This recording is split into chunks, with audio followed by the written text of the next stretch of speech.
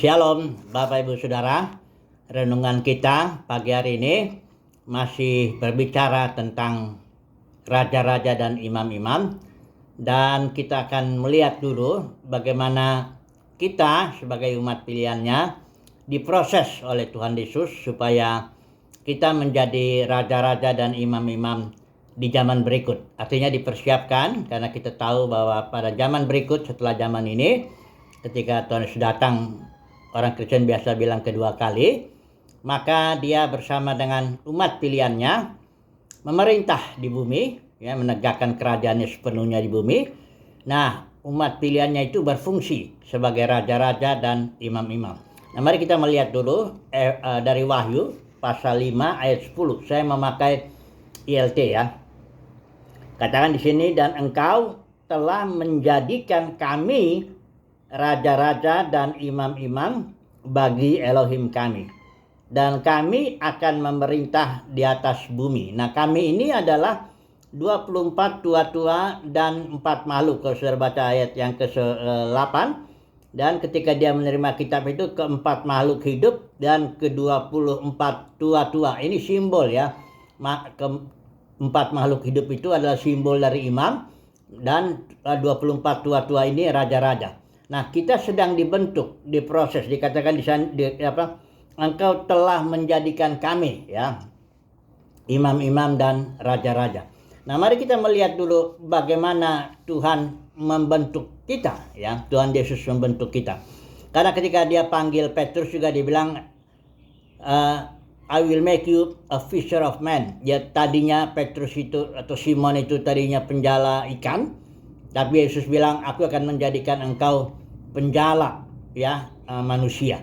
Nah, memang panggilan itu mutlak adalah keputusan Yesus sendiri, ya. Ketika dia bicara kepada murid-muridnya, bukan kamu yang pilih aku, tapi aku yang pilih kamu, dan aku telah menetapkan kamu, memutuskan bahwa kamu pergi dan menghasilkan buah. Jadi seluruhnya kita melihat di sini adalah keputusan dari atau kerelaan atau kehendak Yesus sendiri, ya, untuk memilih, menetapkan untuk supaya menghasilkan buah. Jadi saudara dan saya, ya, semoga kita mendapat kasih karunia untuk dipilih oleh Tuhan Yesus, ya, ditetapkan supaya kita pergi dan menghasilkan buah, atau supaya kita nanti ketika Tuhan Yesus datang, kita ambil bagian, ya, di dalam kerajaannya yang akan ditegakkan sepenuhnya di muka bumi ini, ya.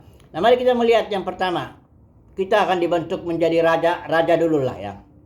Saya tahu raja itu dia memiliki otoritas, ya.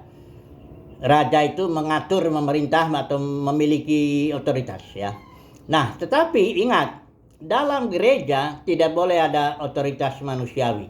Dalam gereja tidak boleh ada hierarki.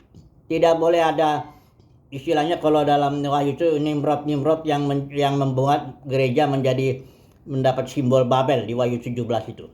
Nah, kita tahu dalam kekristenan sekarang sudah jatuh dari gereja mula-mula yang organisme itu, ya, dipimpin langsung oleh Roh Kudus, tidak ada hierarki di situ, ya. Baik Petrus, baik Paulus, baik Rasul Yohanes tidak memiliki otoritas manusiawi atas anggota gereja lainnya. Mereka berfungsi sebagai urat-urat dan sendi-sendi sesuai Kolose 2 ayat 19. Mereka berfungsi itu mengikat, mempersatukan tubuh. Dan tubuh itu semua masing-masing anggotanya berpegang erat kepada kepala. Dan tubuh itu bertumbuhlah dia dengan pertumbuhan ilahi. Inilah dia pertumbuhan organisme.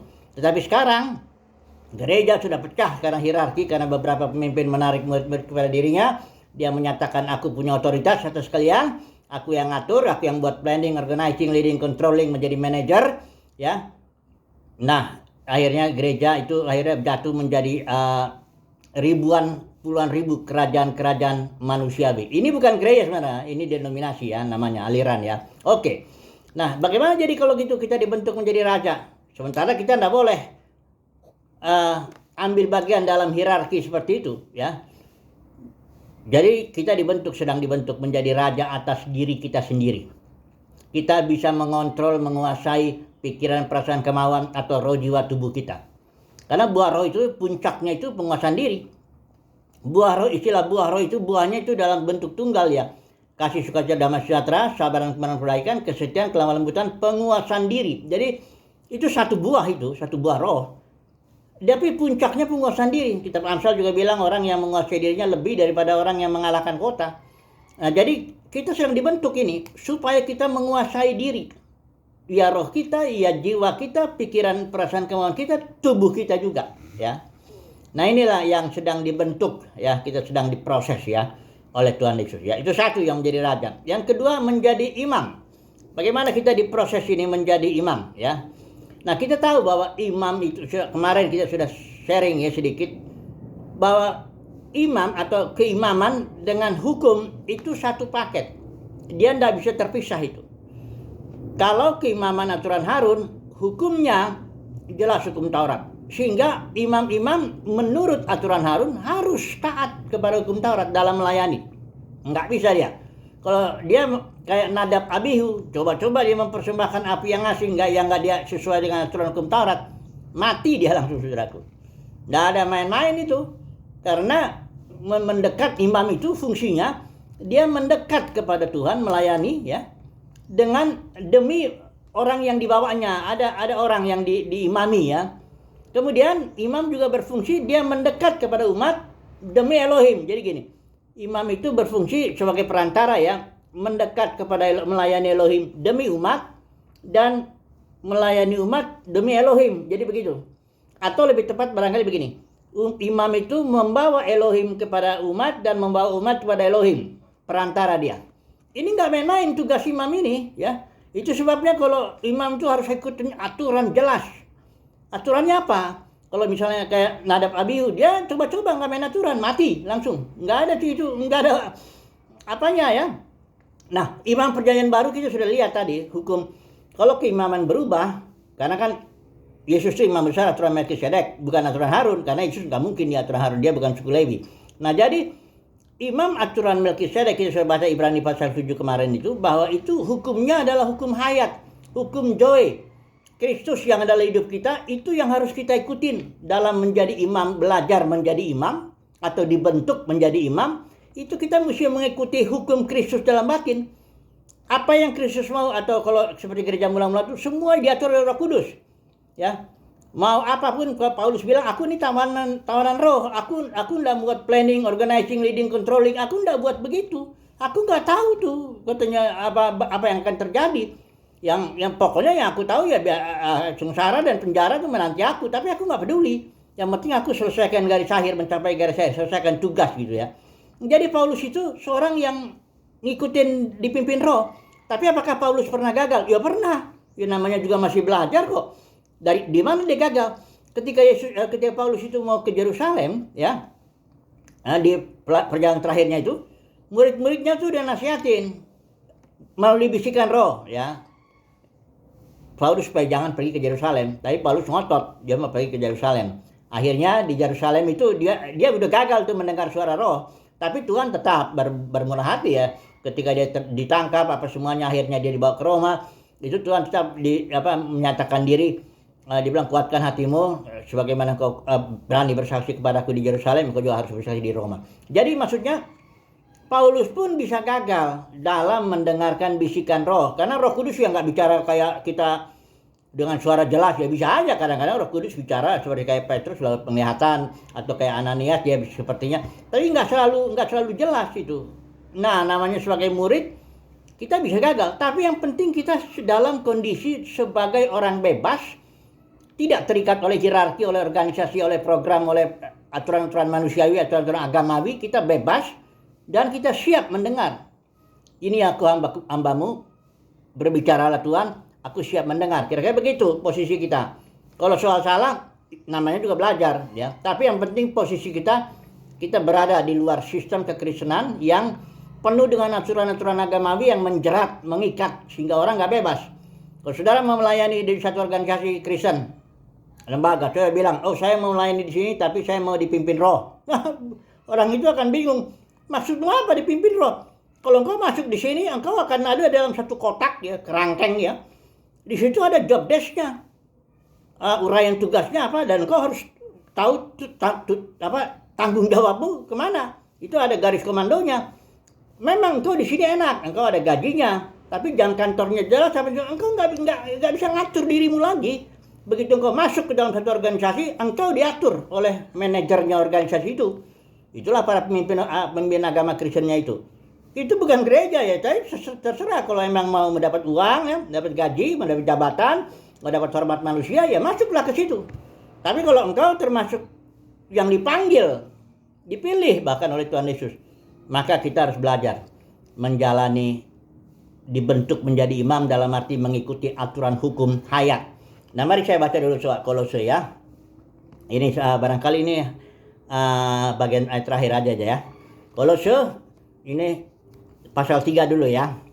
Saya pakai ILT ya, ayat 4. Manakala Kristus hidup kita. Jadi Kristus itu hayat ya. Jika memang kalau saudara dan saya terpilih untuk menjalani hidup Kristus hari lepas hari, manakala Kristus hidup kita sudah dapat dinyatakan, artinya ketika kedatangan yang kedua kali itu, biasa orang Kristen bilang begitu. Manakala Kristus hidup kita sudah dinyatakan, sudah dapatnya, maka kamu juga akan dinyatakan dalam kemuliaan bersama dengan Dia. Artinya kita tampil bersama dengan Kristus dalam tubuh kemuliaan. Itulah yang dijelaskan di Roma pasal 8 ayat 19-21 itu. Kita tampil bersama dengan Kristus dalam tubuh kemuliaan untuk melayani. Itulah dia kerajaan 1000 tahun terus berjaman-jaman sampai Yerusalem baru. Karena Yerusalem baru juga tetap ditawarkan air kehidupan tuh.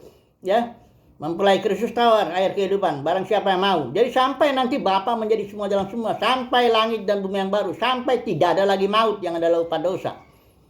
Tapi itu kan tergantung kita dipilih Tuhan atau tidak nih persoalannya. Jadi kuncinya udah di situ aja. Kita dipilih enggak? Ya kalau dipanggil iyalah ya, karena kita dipanggil lahir baru melayani Tuhan ya dalam struktur ya. Tapi kalau kita dipilih berarti kita harus di luar menjalani hayat Kristus ini, karena aturan atau hukum dalam dunia kekristenan ini enggak jelas, bukan hukum Taurat itu. Kalau imamnya hukum Taurat, enggak boleh dia melayani kecuali harus di Yerusalem, bait suci itu. Harus suku Lewi, ya enggak mungkin lagi kan. Jadi hukumnya bukan hukum Taurat. Tapi hukum ya ada beberapa hukum persepuluhan, hukum buah sulung, diambil-ambil ya duit begitu kan. Tapi ini hukum agamawi nih, hukum aturan agamawi dari tiap aliran kan beda aturannya. Enggak bisa orang dibentuk menjadi imam menurut aturan Melkisedek dengan hukum hayat di dalam konteks struktur organisasi. Enggak bisa. Dia harus dibawa keluar, belajar menjadi orang bebas seperti Paulus, tawanan roh, dia mengikutilah. Belajar ya. Hari lepas hari ikuti aja. Kalau Roh Kudus bilang ke kiri hari ini, ke kiri. Roh Kudus bilang bisnis ini. Roh Kudus bilang kerjakan ini, kerjakan itu dan sebagainya ya. Kita belajar itu ya. Nah, kesimpulannya apa ini?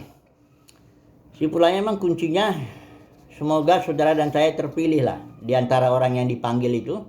Kita dipilih dan kita akan dibentuk menjadi raja-raja dan imam-imam untuk memerintah di zaman berikut ketika Tuhan Yesus datang. Ingat ya. Ketika Tuhan Yesus datang, dia datang sebagai hakim. Tidak semua orang Kristen lahir baru itu akan memerintah di bumi ini. Sudah tahu ya, perumpamaan penabur, perumpamaan gadis bijaksana gadis bodoh, talenta ya, perumpamaan hamba jahat dan sebagainya itu semua orang Kristen.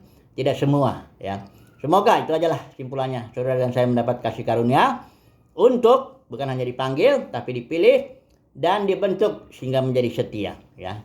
Haleluya. Amin.